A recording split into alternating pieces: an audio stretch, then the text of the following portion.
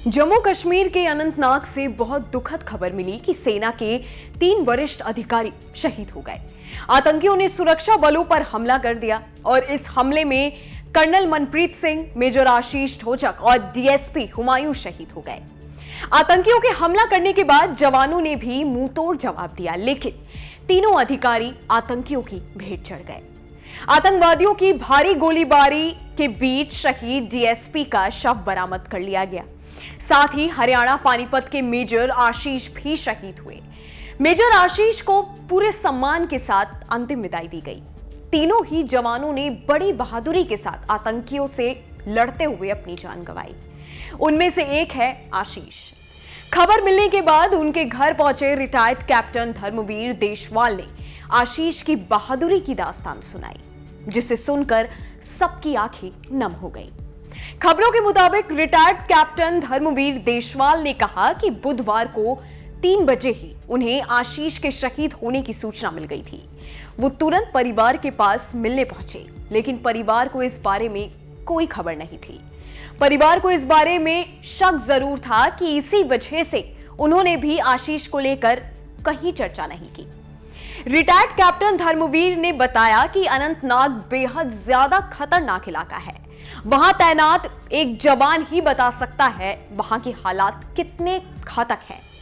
Retired captain ने मुठभेड़ की घटना का पूरा खुलासा करते हुए कहा कि आशीष को पैर के ऊपरी हिस्से में गोली लगी थी। उनके साथ सीईओ भी घायल हुए। मेजर आशीष ने अपनी जान की परवाह न करते हुए अपनी कमांडेंट ऑफिसर को सुरक्षित जगह पर पहुंचाने की कोशिश की, लेकिन घाव बड़ा होने की वजह से उन्होंने उसी जगह दम तोड़ दिया। रिटायर्ड कमांडेंट ने यह भी बताया कि आशीष के पिता बीमार रहते थे। उनके नए घर का उद्घाटन होना था, लेकिन आशीष ने वहां के हालातों को देखते हुए आने से मना कर दिया था। जब परिजनों ने जिद की तो उन्होंने 23 अक्टूबर को अपने जन्मदिन के मौके पर घर आने की बात कही थी। रिटायर्ड कमांडेंट ने सीमा पर आतंकवादियों द्वारा इन हरकतों को लेकर कहा कि ये पॉलिटिकल मुद्दा है। उनका कहना है कि सीमा पर जवान को बहुत सोच समझकर गोली चलाने का फैसला लेना पड़ता है। उनको गोली चलाने की भी छूट नहीं होती है, क्योंकि उन्हें कई आदेश मानने पड़ते हैं।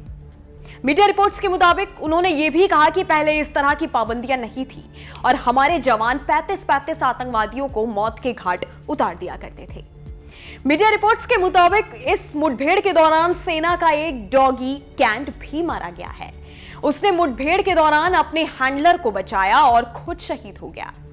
कैंट आतंकियों की तलाश करने के लिए जवानों की एक यूनिट का नेतृत्व कर रहा था। इस दौरान उसे गोली लग गई थी।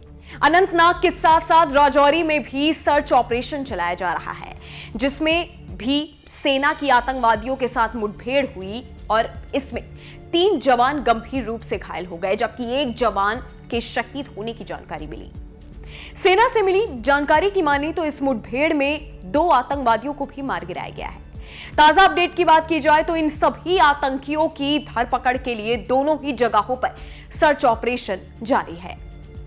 इस वीडियो में फिलहाल इतना ही। हमारे यूट्यूब चैनल न्यूज नेशन पर तमाम विषयों पर खबर उपलब्ध है और भी लेटेस्ट जानकारी के लिए आप हमारी वेबसाइट newsnationtv.com पर विजिट कर सकते हैं।